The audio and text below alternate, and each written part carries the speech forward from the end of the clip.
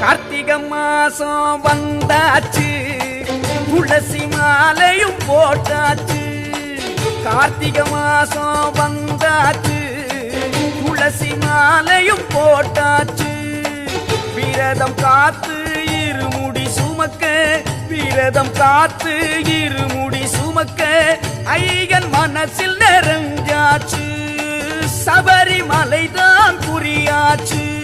எரிமேலியில் பேட்டை துள்ளி கரிமலை தாண்டி பொம்பா வந்து பொம்பா கணபதி பாதம் தொட்டு நீலிமலையாம் அதனை கடந்து படிகள் ஏறி ஐயனை கண்டு காந்தமலை இதனில் ஜோதியை காண பகவானே